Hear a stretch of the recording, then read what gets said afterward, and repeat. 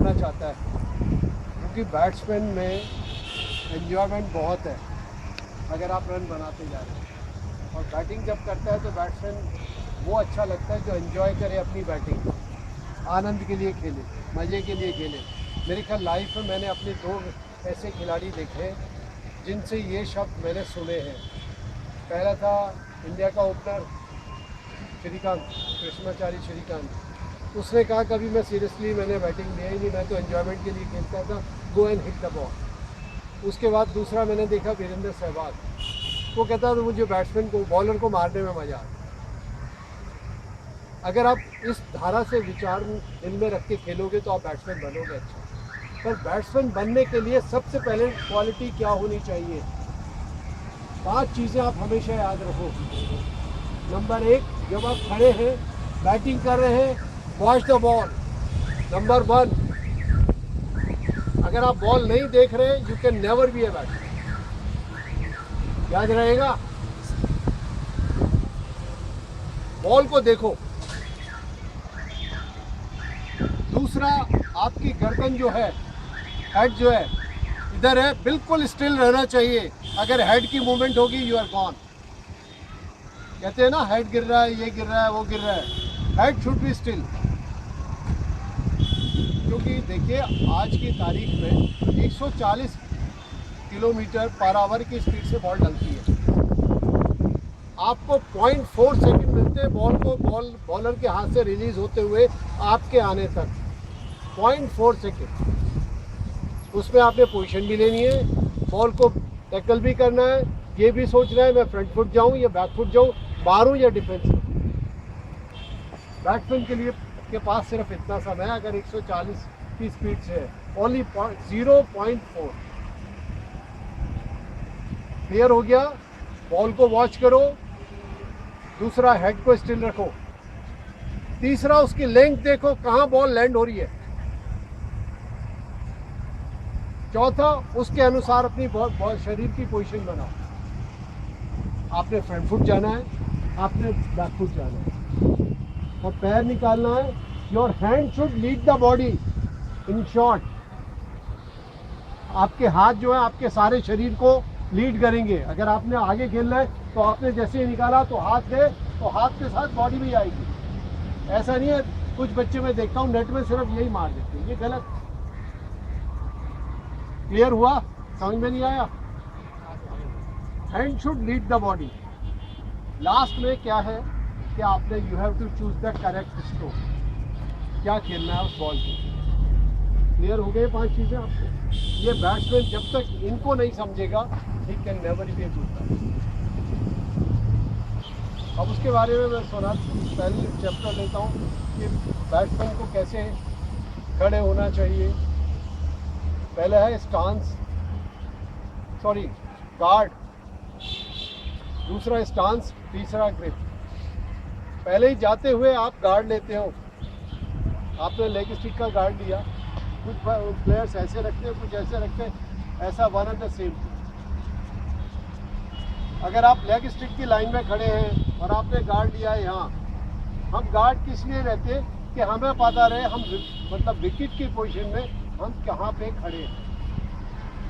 आपकी लेग पे बॉल आ रही है, आप लेग के बाहर है, तो इसका मतलब आपके लिए वो बॉल तो फ्री हिट है। आपको पता है एलबी मैंने होना नहीं, इसलिए गार्ड लेते हैं। अगर बॉल मेरे इसके बाहर है, मैं बाहर खड़ा हूँ, मेरे को पता है मेरी इस लाइन में बॉल आ रही है, तो you can hit anywhere, free hit मान के। दूसरा है स्टांस। स्टांस मैं हमेशा कहता हूँ आपके शोल्डर के बराबर चौड़ा होना चाहिए पैरों को। मैंने कहा है अगर आप पैर नज़दीक रखेंगे तो आपका बैलेंस नहीं बनेगा, आप डिसबैलेंस हो सकते हैं। तो हमेशा शोल्डर के बराबर पैर खोलिए। पर पहले ज़माने में प्लेयर्स ज़्यादा पैर भी खोलते थे, कम पैर भी खोलते थे, पर इट शुड बी कंफर्टेबल। आप ये देखिए कि मैं इस स्टांस में कंफर्टेबल हूँ या नहीं, ये आपने ध्यान रखना। अगर आपके स्टांस कंफर्टेबल नहीं है तो बेकार। पहला गार्ड, आपने गार्ड ले लिया, आपको पता है। जब आप थोड़ी देर बाद, मैं ये आपको बाद में बताऊंगा कि मिड स्टिक कब लेना चाहिए, ऑफ स्टिक कब गार्ड लेना चाहिए।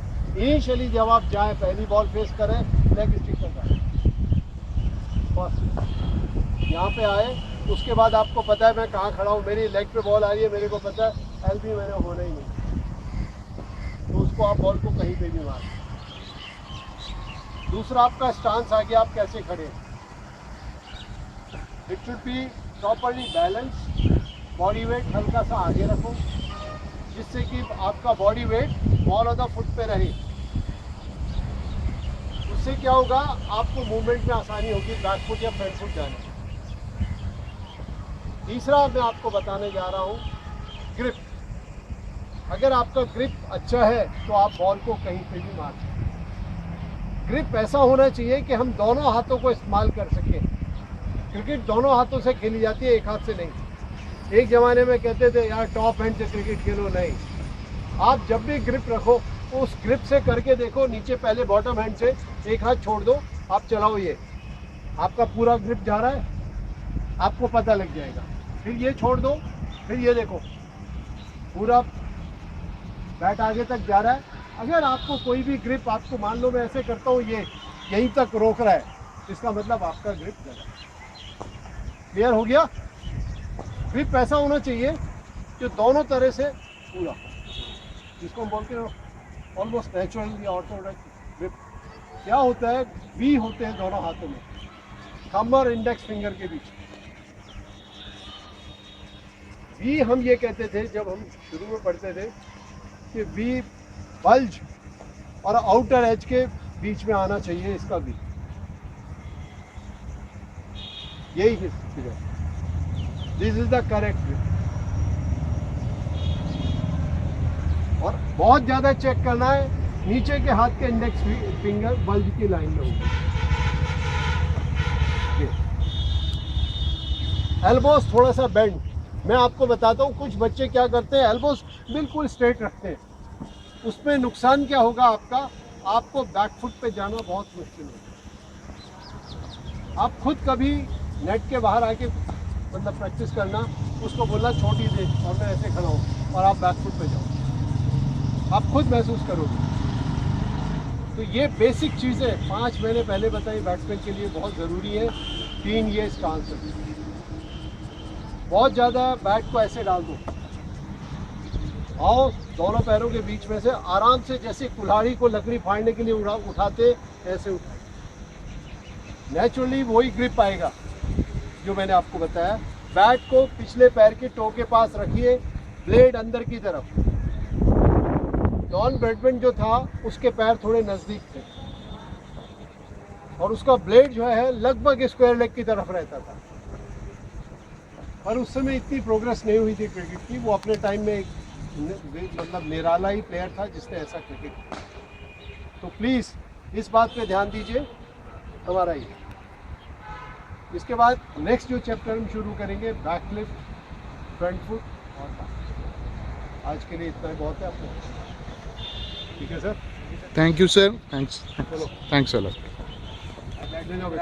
This was a small session from none other than respectable Mr. A.N. Sharma. It's on totally on batting basically.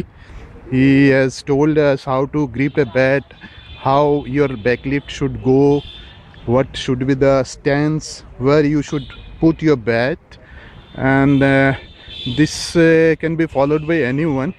If you need any kind of help, you can contact us also, and we can just fix an appointment with him as well. Thanks Sharma ji, thanks for your time.